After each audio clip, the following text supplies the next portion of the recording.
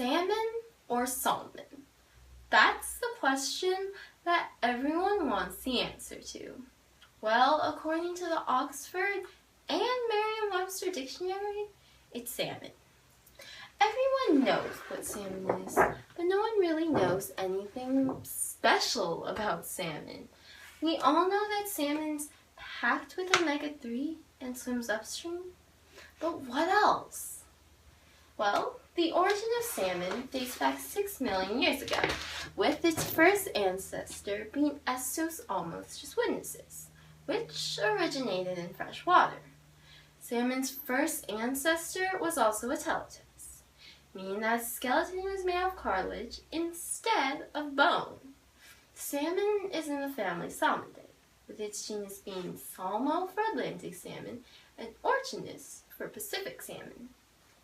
In fact, there are 6 types of Pacific salmon: Chinook or king, coho or silver, sockeye or red, cherry or mossoo, pink or humpies, and lastly, chum or dog. A common characteristic of salmon is having a small fin on top of the fish in front of the tail. And in the sea, salmon are a lovely silver color. But they migrate into fresh water and as a result turn into an orange, copper color. Salmon was once abundant in both the west and the east coasts, and in the northeast is referred to as Alaskan turkey, and in Hawaii, lomi lomi, or a highly prized food. Salmon was a large part of the Native American diet, but European settlers found it much less appealing. In fact, some servants in the colonies even had a contract that would prevent them from eating salmon more than once or twice a week, making it to be considered a poor man's food. The business of canning salmon began in 1840 in New England to be able to ship salmon over to California. But in 1864, the tables had turned when California was now the one supplying salmon to New England. This was due to overfishing. Because of this overfishing, Atlantic salmon today now comes from either northern Europe or eastern Canada. Salmon are one of the few fish that are able to swim upstream from the ocean into fresh water. And due to chemical signatures, salmon are able to come back to the exact stream they were born. Talk about home sweet home. Salmon spawn anywhere from early November to late January, and in the event of a drought, may still be spawning in March and February. The female salmon starts by creating a depression in the dirt by rapidly moving her fin back and forth. After that, she proceeds to lay her eggs while the male salmon releases its sperm to fertilize them. Then the female salmon covers the eggs back in gravel because it acts like an incubator. The female salmon is able to lay up to 1,500 eggs for every kilogram of body weight. That's a lot of babies. And the average female salmon weighs about 5 kilograms, meaning that they'll lay about 7,500 eggs. But none of those babies are gonna have a mother, because Pacific salmon are similipores, meaning that after spawning, they will only live for a couple days to a week before dying off. But Atlantic salmon are similipores, meaning that after spawning, they'll continue to live and be able to return to the ocean.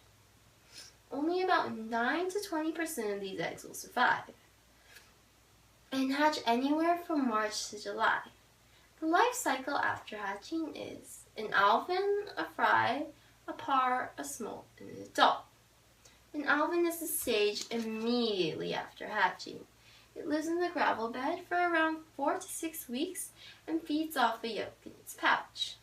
It will grow to be about 2 to 5 centimeters long and have all of its fins. But after that yolk has depleted, it is now a fry. A fry is a stage after an alevin and is able to swim to the surface to eat microscopic life. After the fish has grown to be a little over a year old, it has developed marks called pars and marks the becoming of its life cycle, of its new stage, a par. The par will live in fresh water for around 1 to 6 years, depending on water temperatures and the availability of its food, small aquatic insects. But before that par can head off into salt water, it must become a smolt. In becoming a smolt, the tips of some fins darken or smolt, and it undergoes changes that will help it survive in salt water. One of these changes is osmoregulation. In osmoregulation, the fish is now able to filter through all that excess salt in salt water and dispose of any of it. And as soon as the fish enters the ocean, it is now an adult. The adult must find fat-rich foods to feed on, as when it's coming back upstream to mate, it will not be able to eat. The fish feeds on eels, shrimp, squid, and other small fish. After about 1 to 5 years in the ocean, the fish grows to be around 8 to 15 pounds and around 75 centimeters long. And if you were paying attention, you might remember that Atlantic salmon continue to live after spawning. And you're right. Therefore, there's another stage, a kelp. A kelp is extremely thin for mating. Therefore, only about 5% of kelps make it back to the ocean and will be able to mate again. Salmon is packed with numerous health benefits, one including omega-3 fatty acids, which are essential for your health, high levels of protein, and essential amino acids, and plenty of vitamins, including vitamins A, B,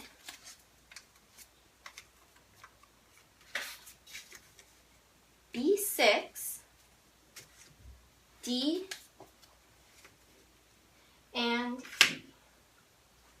Omega-3 is important because it helps the health of your heart by reducing the risk in heart disease and stroke. It's also said to help aid the growth in infants, improve blood lipid patterns, and help regulate blood vessel function. Salmon has the most omega-3 of any fish, 2.7 grams for every 100 grams. And doctors recommend we eat about 3 meals of salmon a week to get the maximum health benefits. Salmon is also said to reduce the risk in depression, Alzheimer's disease, and Parkinson's disease because of the stimulation it can have on our brain. Salmon can also help keep the health of your eye and regulate sleeping patterns because it includes a natural sedative, tryptophan. And salmon is even said to reduce the risk in some cancers and even decrease or stunt tumor growth. But if you're not into your health as much, you might want to know that salmon has a huge impact on the environment because the fish is constantly swimming back and forth, upstream and downstream. It's moving nutrients.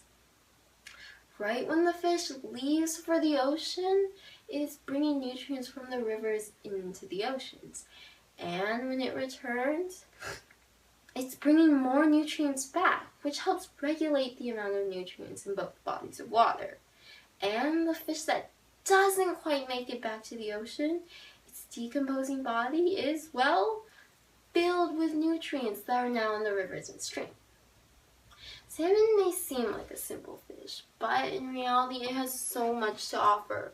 With its unique life cycle and different variations, salmon is a one-of-a-kind fish.